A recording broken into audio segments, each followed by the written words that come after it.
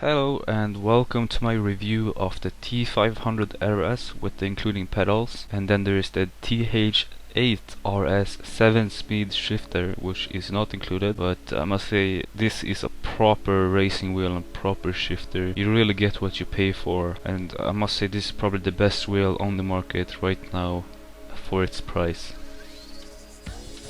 Okay, so starting off here with the pedals, I must say they are extremely well built pedals. They are in 100% metal. As you see, they are huge, but they are very customizable, and because they are so huge, it makes them stick onto place very easily and not move around.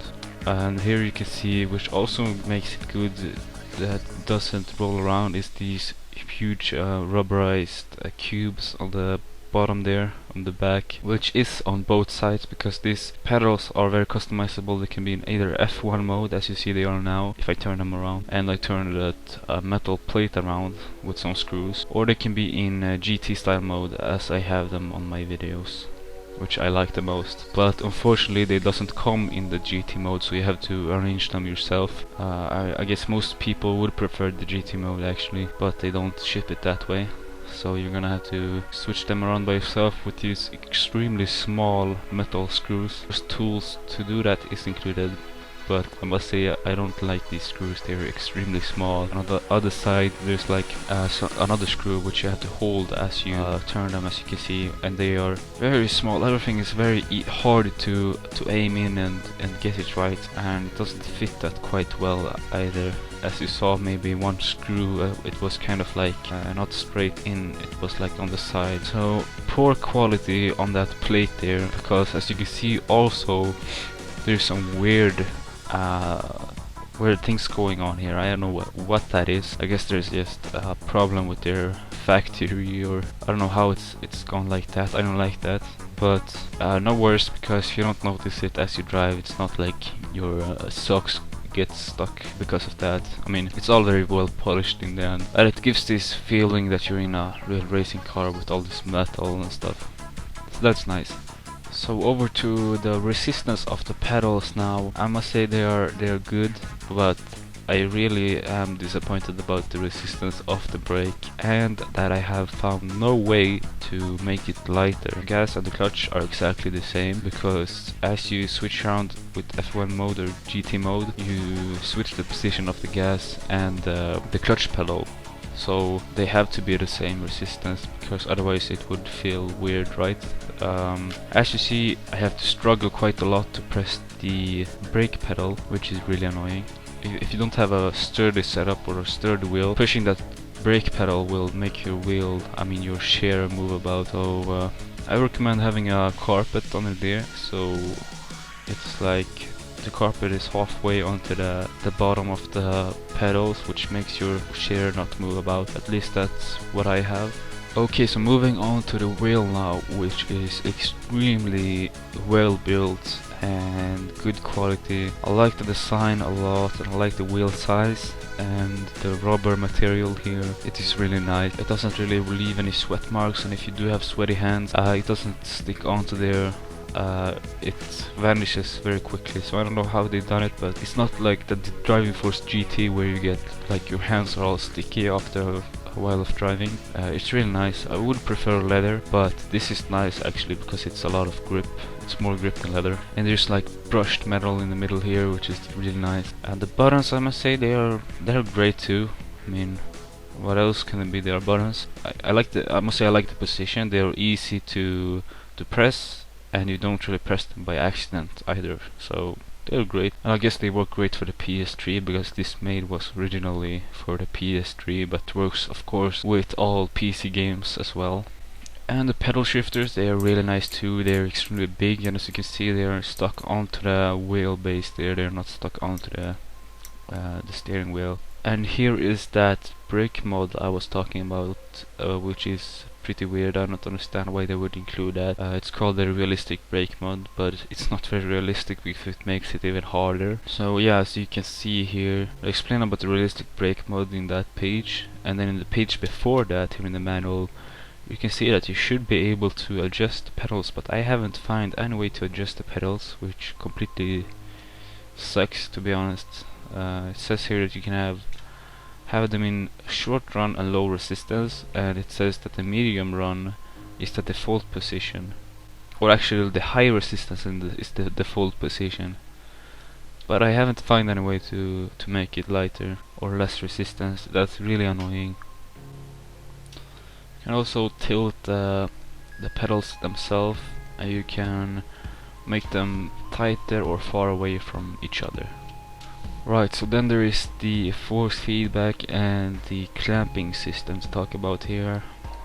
The force feedback is extremely good on this wheel. I guess that's the reason why it's so huge. I mean, it's extremely huge. It has a little higher position than the normal wheels like the G27 and other Logitech wheels, so it's pretty high up, and that's because of the huge motors in there, I guess. What's good about the force feedback? Well, if you set it to like, 900 degrees, even though it's 180 degrees, and you reach that lock position, as you can see, it has a good resistance, so you don't really go past that. But then there's the horrible clamping system, which I really not are a fan of, because as you see here, if you race about the wheel, I mean, this is as hard as it can get. I don't want to screw this any harder because I'm afraid it would break. And but it's still, as you see, it moves up. I don't know why it does that, but it's pretty bad.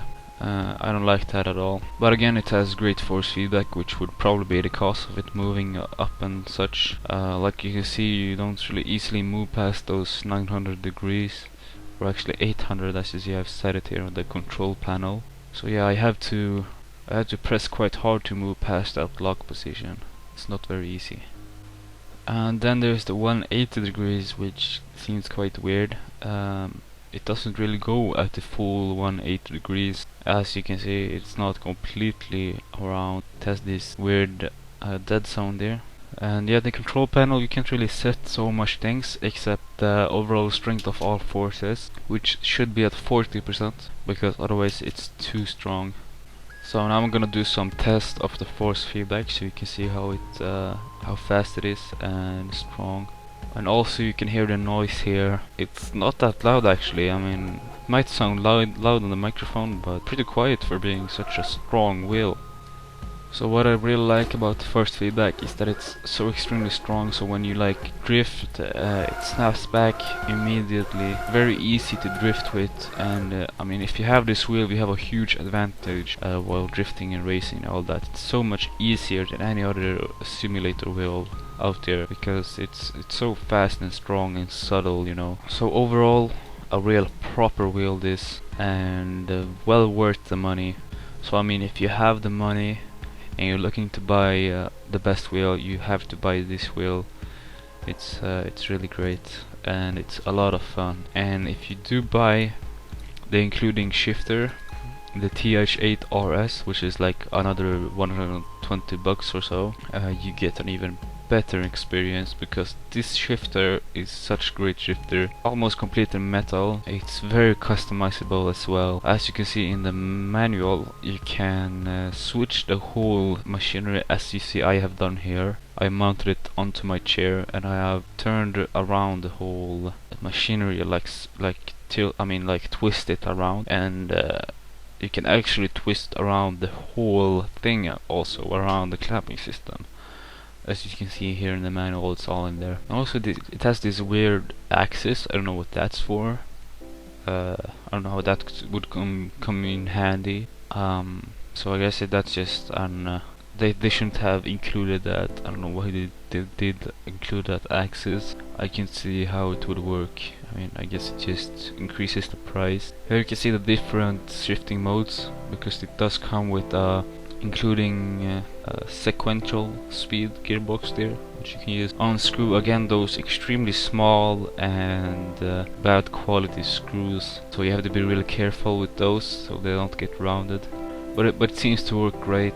It's a long gear shift, and the knob itself, as you see, you can actually unscrew it, and I guess you can put on a real knob or any knob you would like on top of it. That's nice. You can also change the resistance or the overall tightness of the gearbox just by screwing into this hole. But unfortunately you can't do that all the time. You have to have the whole shifter, I mean that you have to twist it into the original default position to be able to do that. So as it is now, I have twisted it 180 degrees. I can't change the stiffness of the gearbox. I have to twist it back to 0 degrees and then I can change it. So as you see now, I have it pretty tight, so it's a bit more resistance when you put it into gears.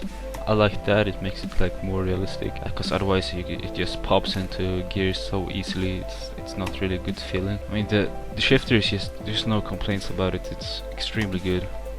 And it's so customizable. You can actually buy, if you for example don't like that it has 7 gears, you can actually buy so it doesn't have 7 gears, like a different plates which just puts metal there at the 7th gear.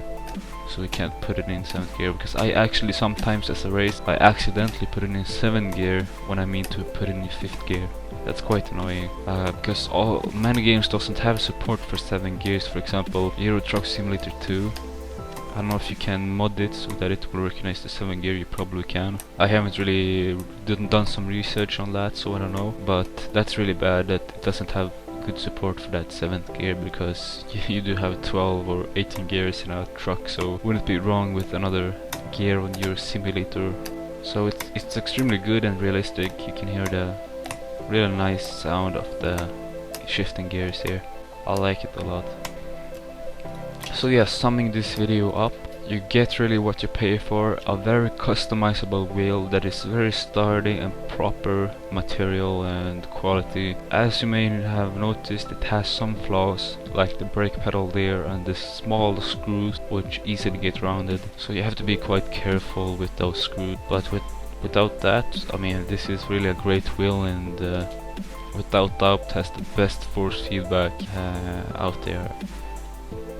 Okay, so thanks a lot for watching. I know I probably forgot to mention something, so if you have anything you wonder about this wheel, just leave a question in the comment section below. And don't forget to like this video. Thanks for watching. Goodbye.